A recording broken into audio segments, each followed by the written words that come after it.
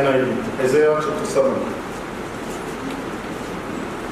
When Ahaz, son of Jotham, the son of Uzziah, was king of Judah, King Rezin of Aram, and Pekah, son of Remaliah, king of Israel, marched up to fight against Jerusalem, but they could not overpower it.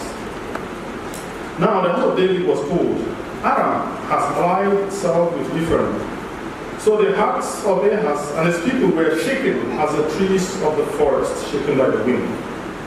Then the Lord said to Isaiah, Go out, you and your son share the shoot, to meet Ahaz at the end of the aqueduct of the upper pool on the road to the washerman's field. Say to him, Be careful, keep calm, and don't be afraid.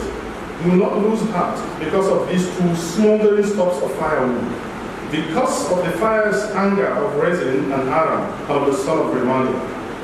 Aram, Ephraim, and Remaliah's son, have plotted your ruin, saying, Let us invade Judah, let us tear it apart and divide it among ourselves, and make the son of Tabir king over it. Yet this is what the sovereign Lord says. It will not take place. It will not happen. For the head of Aram is Damascus, and the head of Damascus is only Rezin. Within 65 years, Ephraim will be too shattered to be a people. The head of Ephraim is Samaria, and the head of Samaria is only Remaliah's son. If you do not stand firm in your faith, you will not stand at all. Again the Lord spoke to Ahaz, Ask the Lord your God for his sign, whether in the deepest depths or in the highest heights. But Ahaz said, I will not ask. I will not put the Lord to test. Then Isaiah said, Hear now, you house of David. Is it not enough to try the patience of humans? Will you try the patience of my God also? Therefore, the Lord himself will give you a sign. The virgin will conceive and give birth to a son, and will call him Emmanuel. He will be eating curds and honey, when he knows enough to reject the wrong and choose the right. For before the boy knows enough to reject the wrong and choose the right, the land of the two kings you dread will be laid waste. The Lord will bring on you and on your people and on the house of your father a time unlike since Ephraim broke away from Judah. He will bring the king of Assyria. 18. In that day, the Lord will whistle for flies from the Nile Delta in Egypt, and for bees from the land of Assyria. They will all come and settle in the steep ravines, and in the crevices, in the rocks, on all the thorn bushes, and at all the water holes. In that day, the Lord will use a razor hired from beyond the river Euphrates, that is the king of Assyria, to shave your heads and your legs, and to cut off your beards also. In that day, a person will keep alive a young cow and two goats, and because of the abundance of the milk they give, there will be curds to eat. All who remain in the land will eat curds and honey. In that day, in every place where there were 1,000 vines worth 1,000 silver shekels, there will be only briars and thorns. Hunters will go there with bow and arrow, for the land will be covered with briars and thorns. As for all the hills once cultivated by the hoe, you will no longer go there for fear of the briars and thorns. They will become a place where cattle are turned loose and where sheep run. The Lord bless the reading of his word. Amen. Today we are looking at the topic, stand firm in your faith. And this is more of a call to us of today to stand firm in our faith. We will use the account that we have read from to glean the lessons that the Lord has for us today. Now if you look at chapter 7 that we have read, it actually falls under the second section of the prophecies of Isaiah. And this section falls from chapter 7 to chapter 12. It's also part of a larger division that extends up to chapter 39. The main idea why we're talking about this section is to know that the book of Isaiah is not ordered chronologically, but in sections, such that a section can carry a particular thrust in her message. And for this section we are talking about is talking about how that the children of Israel will learn to trust in God and not in any human or any institution, especially during that period. There was a tendency to lean on their neighboring nations or on some other nation that they felt was so powerful for them to lean upon in order to cash into the military might of that particular nation. Now in chapter 6, the Lord had revealed to Isaiah.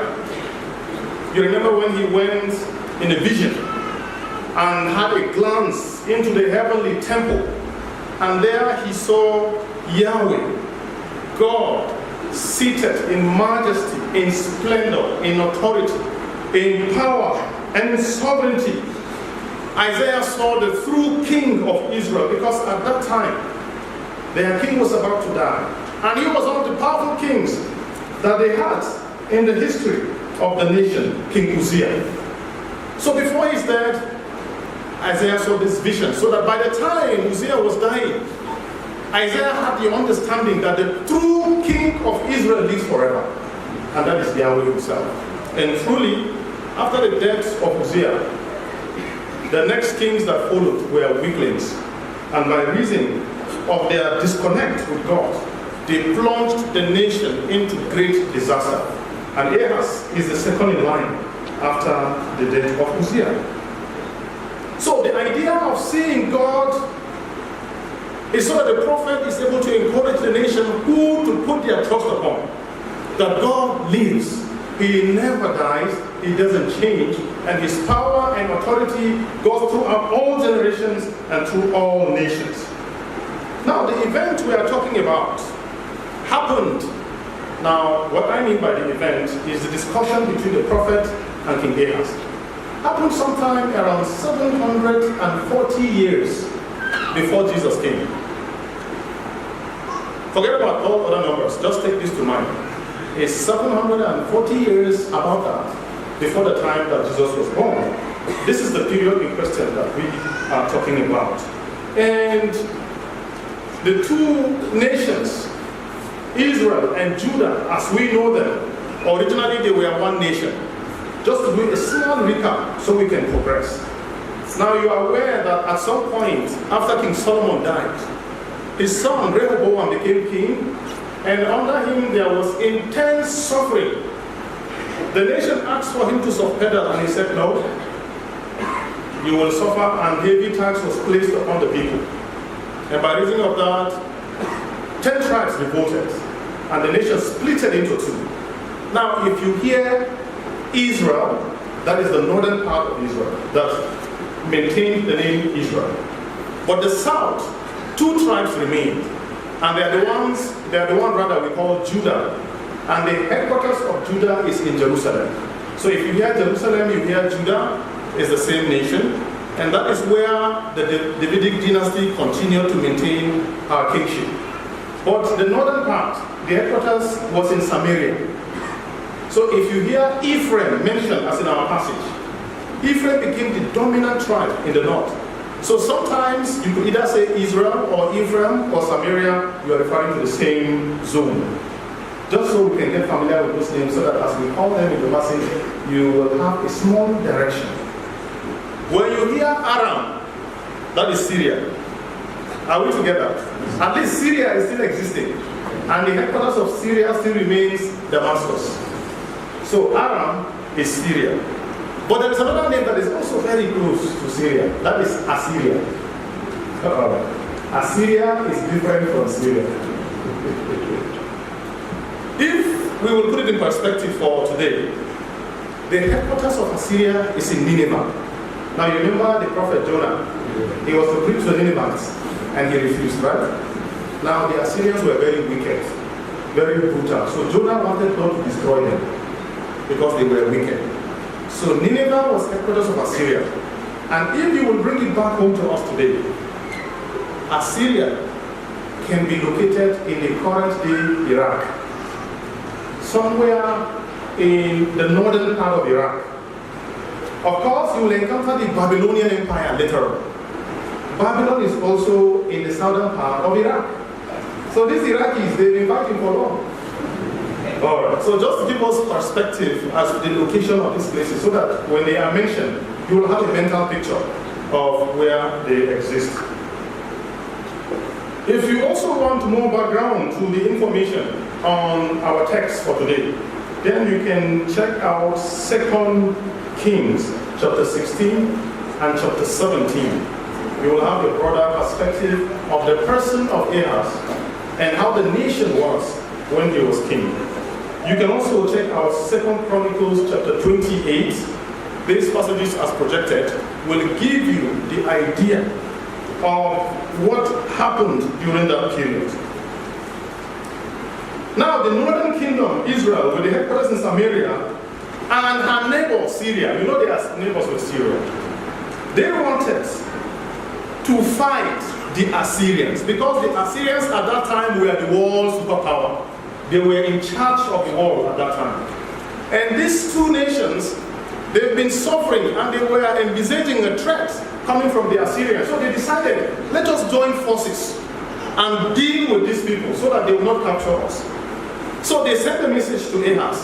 Come Ahaz from the southern kingdom. Let's join hands and deal with these people. But Ahaz refused to join forces with them.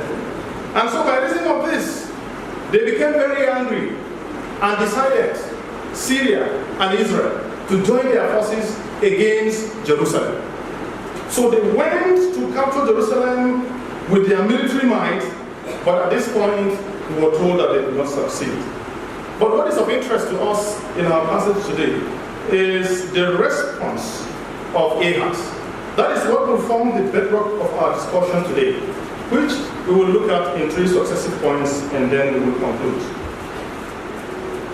The first point talks about how to stand firm in our faith expressed in a deep trust.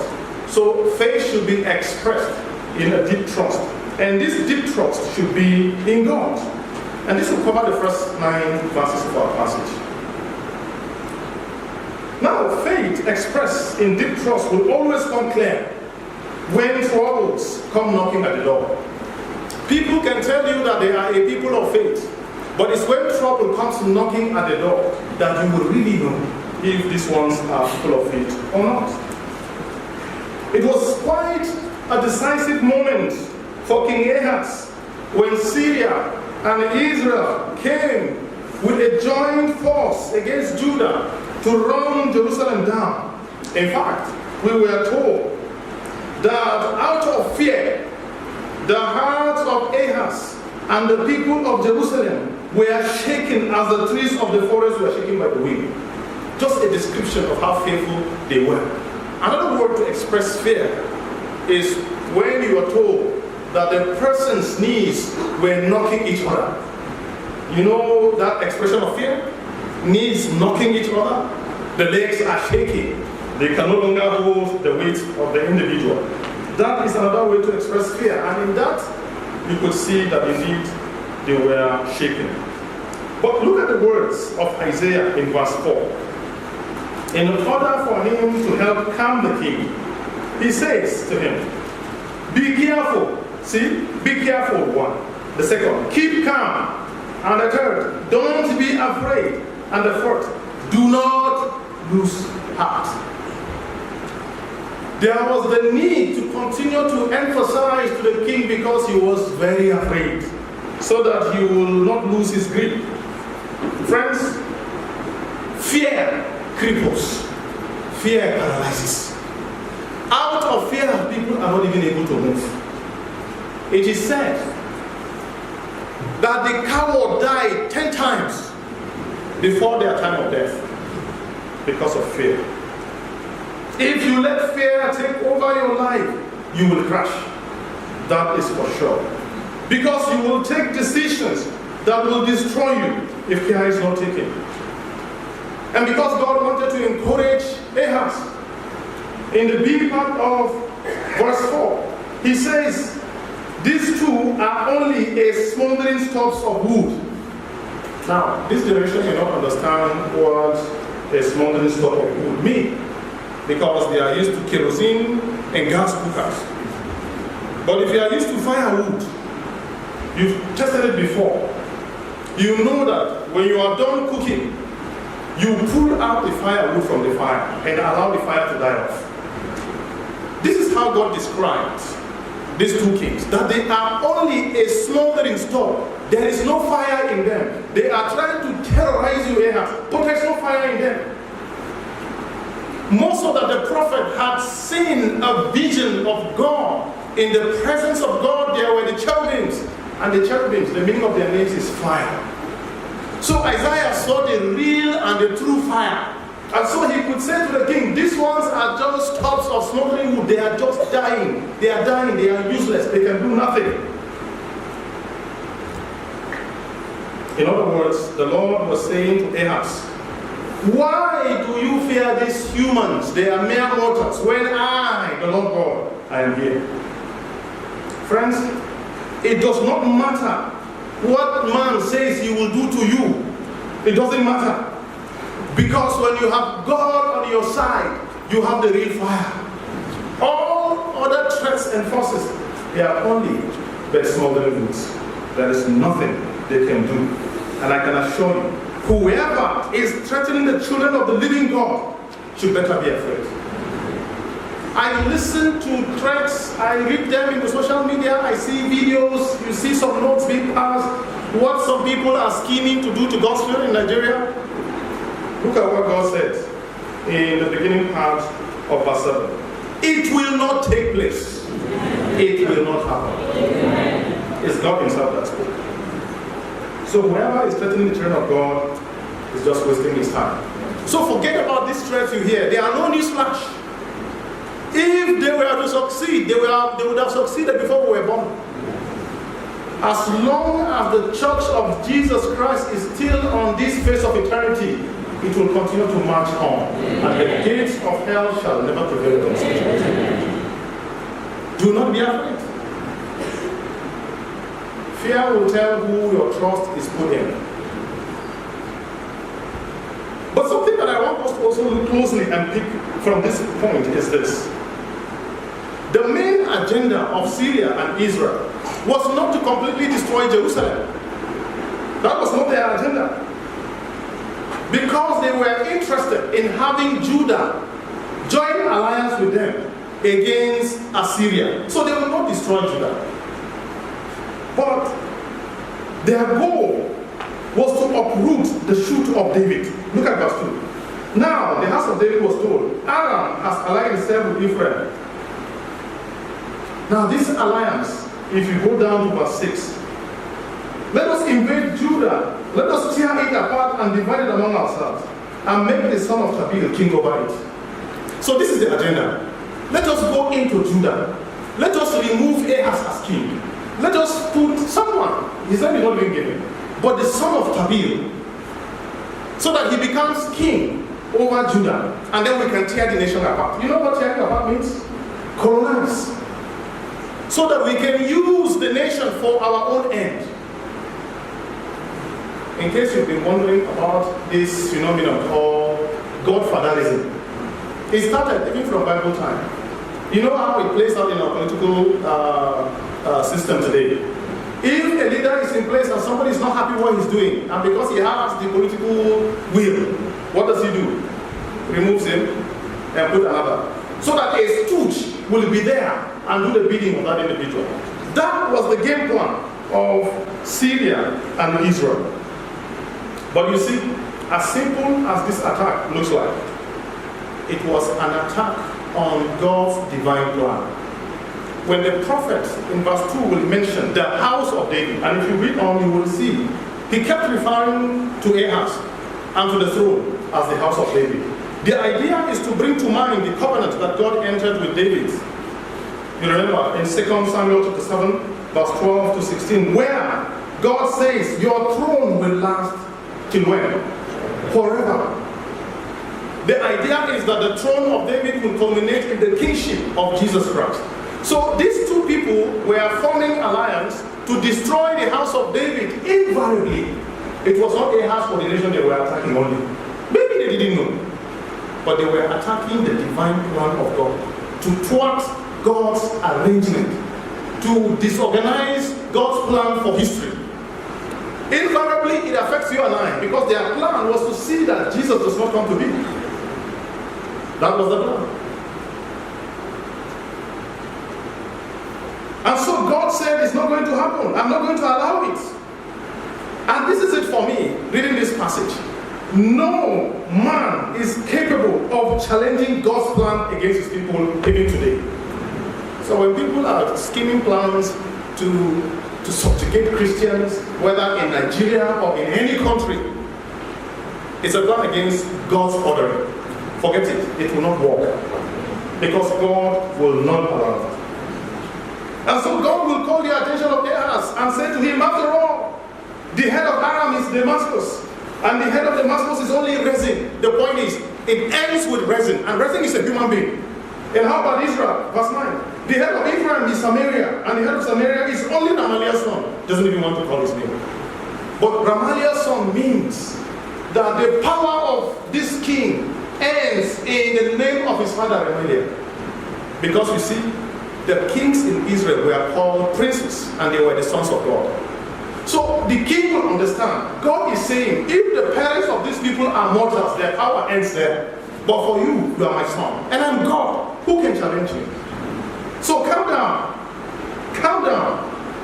Friends, to those who have accepted Jesus as their Lord and Savior, He has given them the power to be called what? Sons and daughters of God. So somebody has a plan against you, calm down. God is your Father. Can someone challenge God? No one can. Maybe they do not know it is God they are attacking.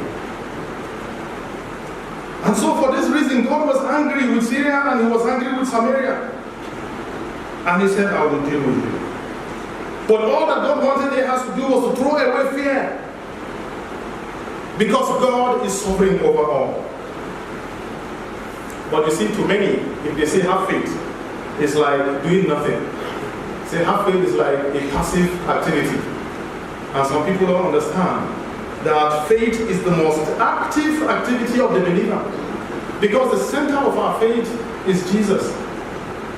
So if we have faith in Christ, God is our Father. Do not be afraid. Even when it seems that the enemy is right on top of your head, forget it. Victory has already been won. So, the prophet will say to Ahaz, be firm in your faith. If you do not make firm, you cannot be firm. This is actually the ordering of the word. If you do not make firm, you cannot be firm. A play of words. So if you can't stand firm in your faith, then you cannot stand at all. And this is a call upon us today to be firm in our faith, to stand in deep trust, because our faith is centered upon God, and nothing can happen to us. The second point talks about how that our faith is expressed in a deep humility. Verse 10 to 16 will cover this idea. God wanted Ahaz to express a daring faith in him. It was a way of prompting and reinforcing the faith of Ahaz that the Lord said to him, ask me for a sign. That is what it was God that said to him, ask me for a sign. God wanted to encourage him because He saw that he was fearful. He was afraid. And so God was going to reinforce his faith. But you see, Ahaz refused. And he said, I will not ask. I will not put the Lord to test. Now, Ahaz's refusal at the face value, if you just read it at the face value, it will seem as if he was being humble. Who am I? To ask God for a sign? I'm too small. After all, I'm only an earthworm before Him. Utanani. Tusa. I cannot ask God for any sign. But that was not the point. When he mentioned that he would not ask God for a sign, he was bringing back to mind the account you would read in Numbers chapter 14, verse 22. And you will also find a similar one in Deuteronomy chapter 6, verse 16. Where the children of Israel in the desert challenged God's authority And out of disbelief, they said to God, prove yourself if indeed you have power. That was when they were asking God to give them a sign. Prove yourself. So they refused. It was an expression of refusal to put their trust in the promises of God. And by reason of that, they were doubting God's goodness and they were daring him to do what he said he would do. And so from the children of Israel, it was an act of rebellion. It was an act of stubbornness. But when God was asking Ahaz to ask for a sign, he wanted Ahaz to be humble, to submit to him, so that God will strengthen his faith and build it further. But Ahaz decided to go the direction of the children of Israel. So when he said he would not ask God for a sign, it was as if to say it's a waste of time. I don't need to ask God for a sign. So do not mistake that for piety. It was actually an act of arrogance and an act of pride. And the reason is because Ahaz had already made up his mind on what he was going to do. And this is the same with many so-called believers today. We put up a religious face, a pious heart, well, a pious outlook, not actually the heart, but the outlook. And then devotion is seen in everything we do, but deep down inside the heart is empty. That person has no faith. When challenges come, that is when you will see reality. Who is a Christian? Who really knows God? It's when challenges come. Ahaz had already made up his mind on what he was going to do, on who he was going to trust. Ahaz was not interested in hearing what the prophet was saying or what God was going to say to him. In fact, by that time, Ahaz had already gone into the temple and had taken all of the utensils of gold and of silver. If you read 2 Kings chapter 16, verse 8, you will see that story. He took them to the king of Assyria and said to him, I am your servant, protect me from these people. Can you hear that? Now you understand why the charge of God in this season for the prophet as he discusses with the nation is for them to learn to trust in God. Because Ahaz decided the Assyrians were better. Because he could see them with his eyes. We live in a generation where people don't believe God anymore because they can't see him. Say God does not exist. And so, out of fear, he decided to align with the Assyrians. And I think it's important that we need to learn to listen to God when he speaks to us. Otherwise, we will pay money for what God is offering for us free of charge.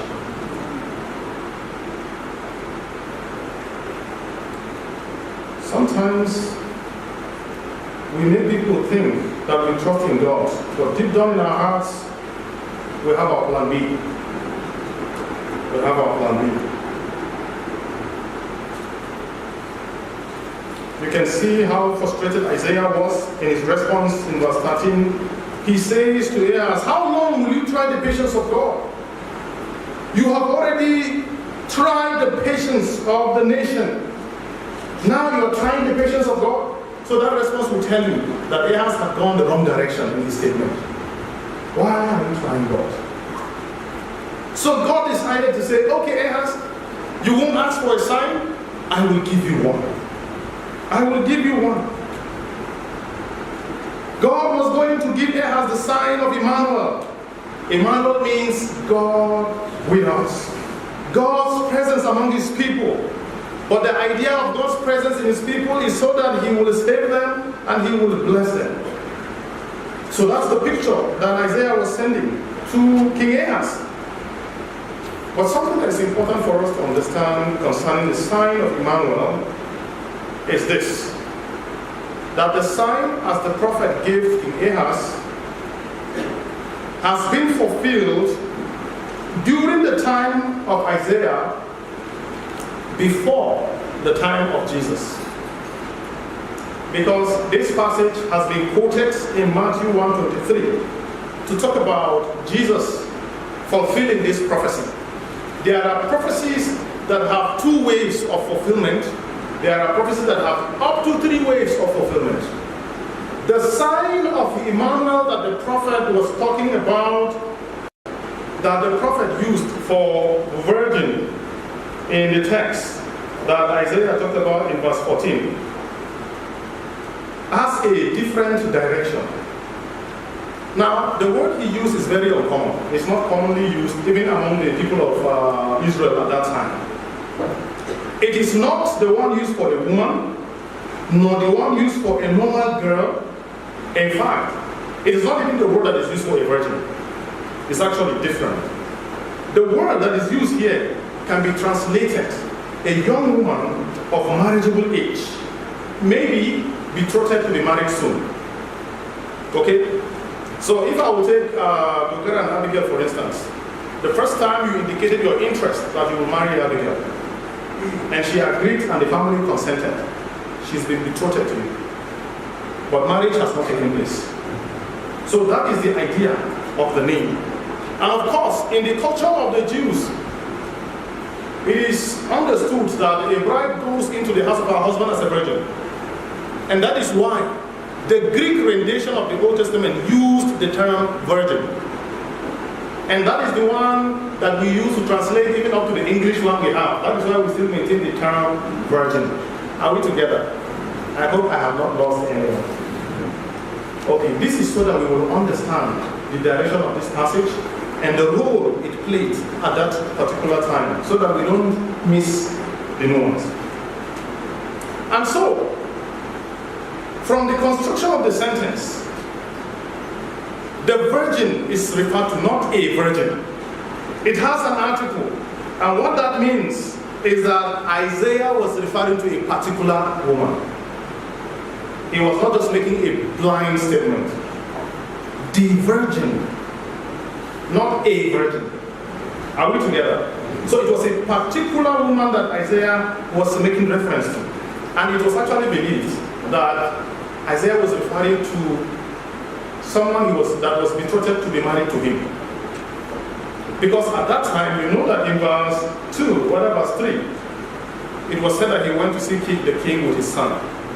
But it's believed that his first wife must have died, and he was going to marry another one. So he was referring to her that before this, my wife will give birth. But you see, and then she was still not his wife, but she was betrothed to be married to him. And if you come to chapter 8, from verse 1 to 4, maybe I'll just reference verse 4. The Bible says, "For before the boy knows how to say, my father, or my mother, the wealth of Damascus and the plunder of Samaria will be carried off by the king of Assyria." So the point of the presence of Emmanuel, this child is portraying the presence of God among his children, that these people that are scheming to destroy Judah, before this child that my bride will give birth to, will reach the age of accountability, and to them is usually 12 years. These your enemies that you see will be destroyed. Are you following? So this particular Emmanuel fulfilled his own agenda during Isaiah's time. But again, God allowed the use of this language deliberately because another bigger event was hovering over the prophecy. When the original Emmanuel will tabernacle among his people, even in Jesus. Amen. That today we have witnessed that particular Emmanuel, so that the throne of David is secure forever. Can you see the connect now? So the point in this encounter is so that the king will begin to mark 12 years from the birth of that child that Isaiah is referring to. Syria and Israel will begin to face the judgment of God. And that actually happened because in 732 BC, that is 732 years before the birth of Christ, the Assyrians marched against Damascus and they destroyed Syria completely. They dealt with them. And by the time they finished their campaign there, they now began to move down to Israel. And in 722, that is 722 years before the time of Christ, they finished Israel. So the prophecy of Isaiah came to fulfillment because he gave a timeline. And within that timeline, God fulfilled what he said he was going to fulfill in the life of his kingdom. So I want to encourage us, friends, when you see terror surrounding you, know that God is able to take care of it in His own way, so that we will learn to look at situations in God's perspective. He started it, and He will make everything beautiful. Now, the last point, we'll talk about the consequences of faithlessness expressed. So God expects faith, and if faith is not shown, then there are consequences, even to His own children. It's important for us to remember this and keep it at the back of our minds, that any action or decision taken that is based upon fear will always lead to destruction. Keep this at the back of your mind. The trust that Ahaz put on the Assyrians was going to bring a serious consequences on Judah. If you look at verse 17, the prophet has shifted gear. Because in verse 16 he had told him, Syria and Israel will be dealt with. But look at the change in transition in verse 17. The Lord will bring on you, now making reference to Ahaz, and your people, and on the house of your father, a time unlike. That means the time is come that will never be equal, only likened to the time that the nation split into two. Disaster was going to descend even on Judah. Remember, the reason that God delivered Judah was not because of their faithfulness. It was because He was protecting His plan. Are we together? And I see the same happening even among us today, believers, that it is just God defending His plans that He comes and He intervenes. If it is about our righteousness and faithfulness, many of us have gone off. But God is protecting His plan. So you need to check yourself, because you see, this is the thing. When God is done dealing with the enemies of the children, He comes back for discipline. And that is what we find in verse 17 down to 25. And so God, through the prophet, is saying to Ahaz, I have only demonstrated my faithfulness in protecting you from Syria and Israel. But now I am coming back to focus my attention upon you. God was going to discipline them for trusting in Assyria. And He was going to discipline them in a way that they've never seen before. Now, this was pointing them further to the time that the nation, Judah, will be taken to exile. It was not going to stop there alone.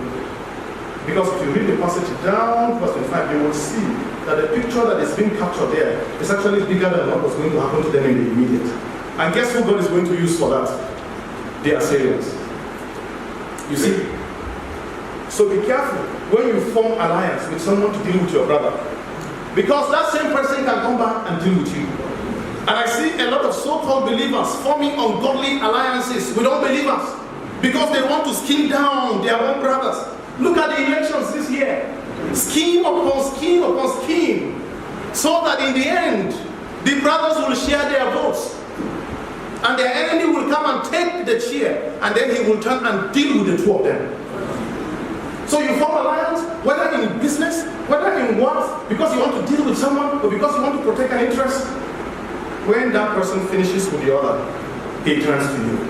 And in this point, it is even easier. If it were just the Assyrians turning against Judah, it was God Himself that was angry with His children, and He was going to visit them in discipline, that He has now turned and has focused His attention upon them. And He is using the same people they call upon to form alliance with, so that He will teach them a lesson.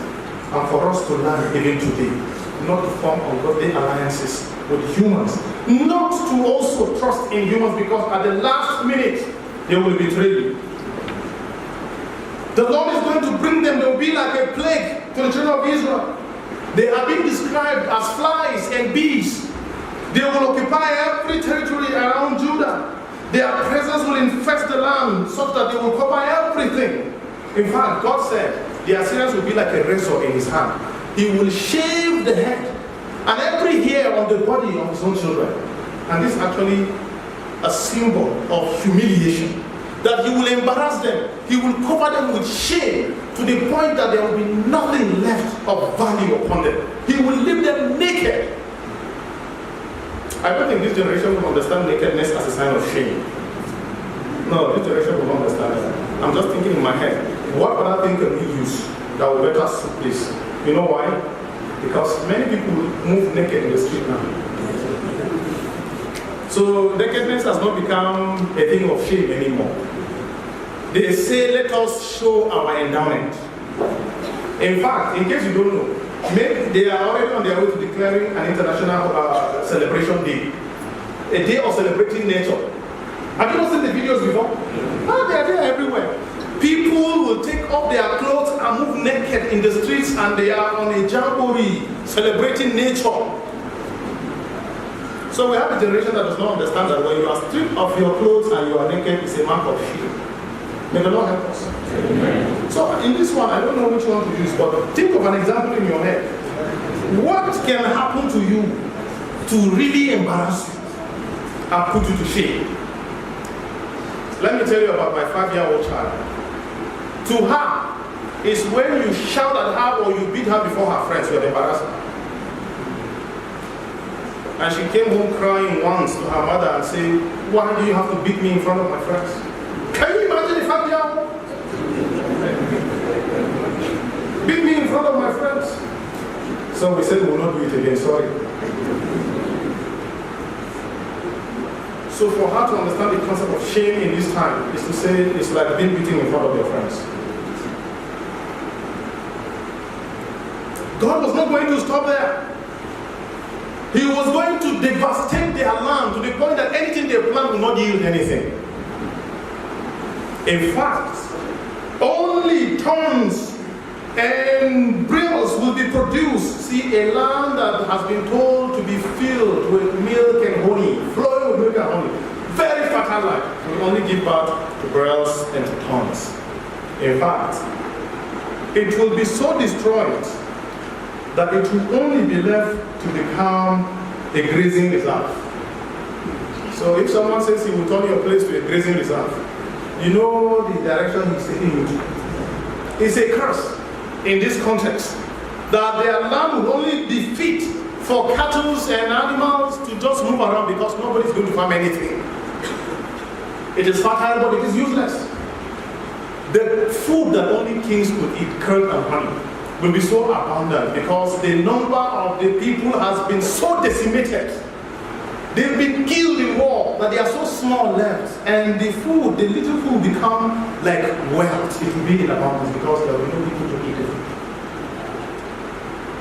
See, it is important we understand that this started with King Ahaz, and that is why it's important for the church and to all of us as Christians today to speak to bad leadership. It doesn't matter where the leadership is coming from, because you see, the consequences of bad leadership will trickle down to everyone. God is going to deal with the nation because they had a terrible king who decided to be an evil person.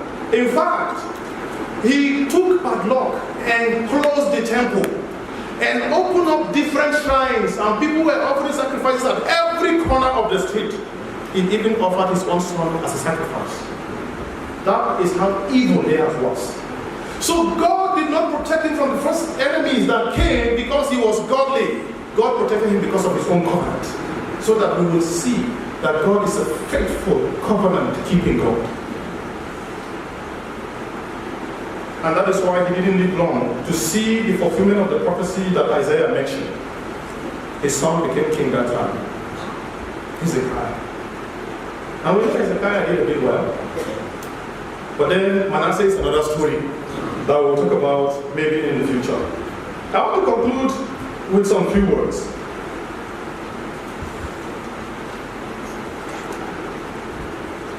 Beware of short-term solutions, because they will lead to a long-time misery. You may think that something small you will do will solve your problem, but the problem that will come from that small thing you will do will be bigger than the original problem you have. Many times, out of pressure, we react irrationally when we are faced with an immediate danger. And then we land ourselves in bigger troubles. And I see a similar situation reflecting itself in Nigeria.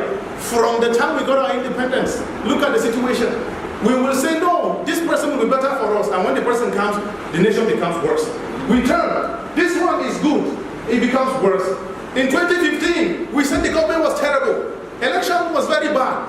We put a new one. Today we are crying. The cry we are saying today, as I listen to the media and the radio and everything, 2019 election is the worst in the history of Nigeria. Did you hear that one too? It was not me that said it. I'm only quoting media.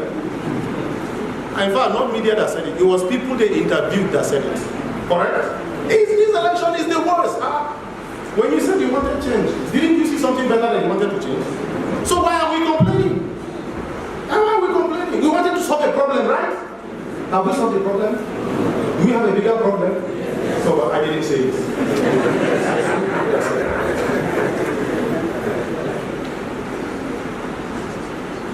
So do not take decisions out of fear. Always wait to take decisions out of calmness and out of a firm faith in God. Because it's the only one that can deliver. I want to say something very small concerning asking God for a sign. Please, don't go and be praying and say, God, give me a sign, give me a sign. God asked Ahaz for a sign, that he should give a sign, and Ahaz refused out of pride.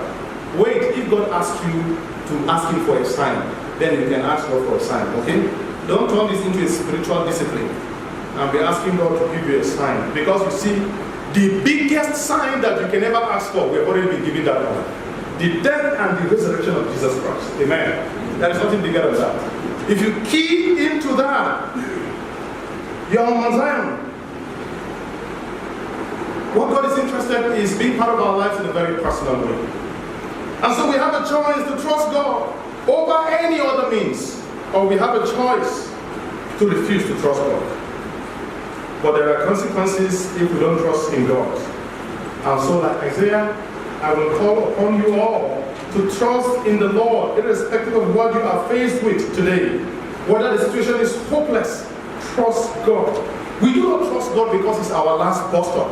You know, sometimes it's when something has overwhelmed us. When you have to you know what people say? This is bigger than us. We leave it to God.